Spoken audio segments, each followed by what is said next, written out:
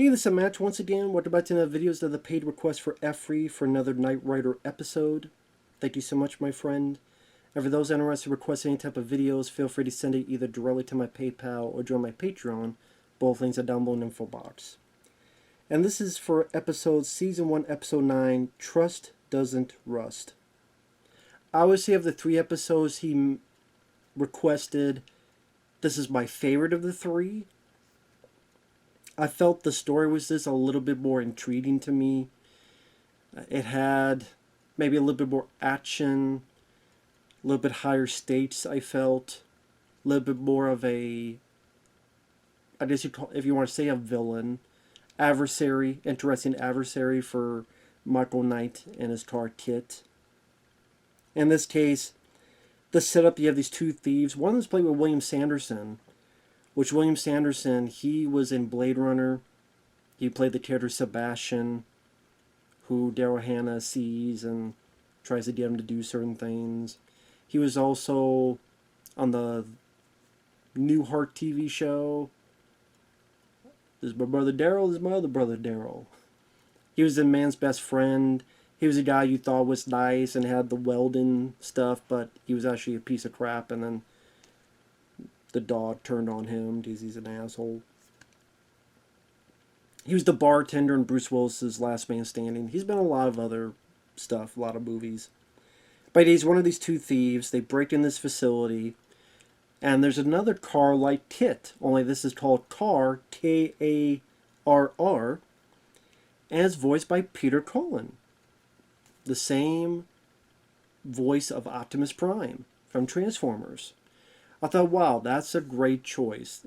Sincerely, that's a great choice. You got William Daniels as Kit, Peter Cullen, Optimus Prime himself as this adversary, which I guess he was the original prototype, but they put him away because they made a mistake. It cares more for self-preservation. It doesn't matter about anybody else. It cares more for its own well-being, which in a way becomes its downfall at the end of it. But okay, so there's another car like Kit, which is also indestructible, is also very fast, and these thieves are using it to rob places, and then they have to figure out how to stop this machine. Okay, intriguing premise. And CAR stands for Night Automated Roving Robot. Night, of course, starting with a K. I like that Peter Cullen's car is very like jealous, and it's a sore spot. Think about the other cars saying, what you saw was a pale copy of the original. He really does have a bug up his ass about this other car, because he doesn't like that it was replaced and stuff. I kind of wish we saw more of that. Like, there's hint of that where David Hasselhoff is asking Kit, well, how do you feel about this other one? Well, I don't feel anything. Yeah, I know, but, you know, you were one of a kind. So I thought maybe they were going to go into this whole, are we worried that Kit will turn on us because this is one of its own kind? And yes, we did put in that it cares more for human life, but at the same time, will it still feel some kind of urgency to try to turn this car into the good side, or let it listen to reason? They like hint, but they don't do a whole lot with that. I kind of wish they did. I think that would have been neat to see. But I do like that Carr is very protective of the thieves because, hey, you got me out of this, the slammer, out of jail, pretty much. Now he's like, I will protect you, brace for collision. And it doesn't understand the world 100%, so the 2 thieves are at this fast food place, and it's one of those machines, or the loudspeaker, but Peter Cullen's car thinks that's an actual being. There's some voice coming in from this thing, but it doesn't seem like there's anything in it. Oh, protect you, brace for collision. Blows through the fast food device. Ah, you see? There is nothing in there. So it's got weird, like, naive quality that makes it a little bit interesting for this creation. So once again, shows the viewer how it doesn't quite know 100% all the faculties it should know about livelihood, about what's going on in the world, and so forth. And you do get a little bit of montage of it crashing through stuff and all these robberies it's doing.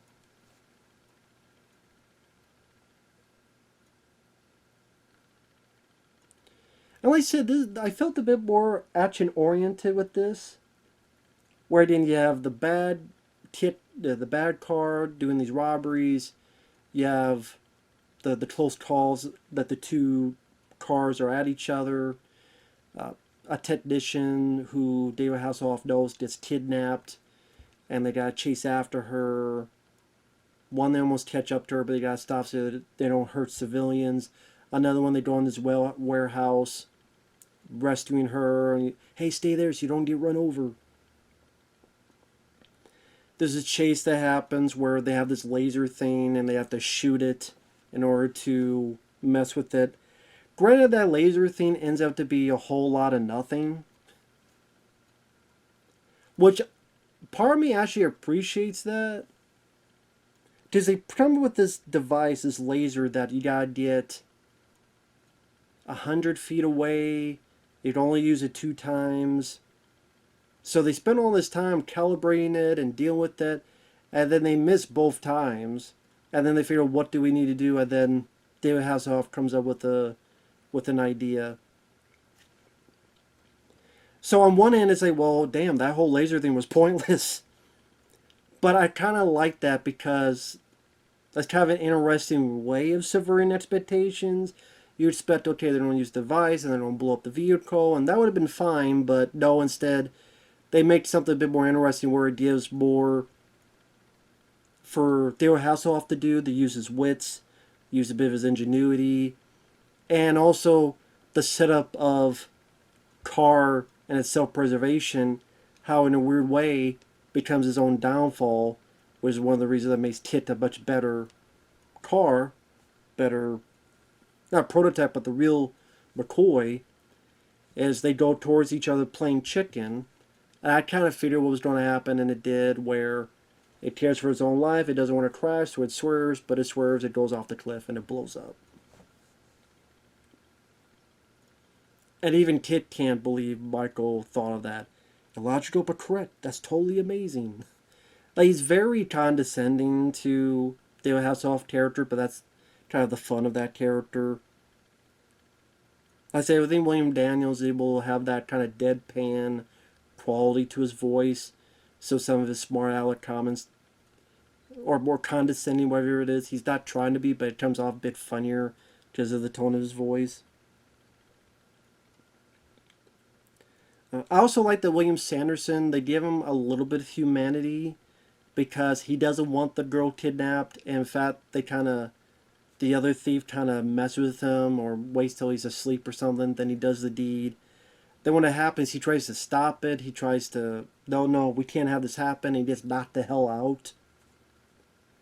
So yeah, I thought it was interesting to have one of the thieves have a little bit of a heart to them. Granted, it doesn't work out. He just gets knocked the fuck out. Debo style, but still nice to have a little bit to differentiate the two characters. The other thief was okay. Sometimes he seemed a bit over the top, like when he's trying to be drunk or stuff, and hey, yeah, I'm being drunk. I like when William Sanderson was the much better actor of the two, but the other guy was there. He was okay, but the other times he was rather overacting. But yeah, the tit going after, the two Knight Rider cards going at each other.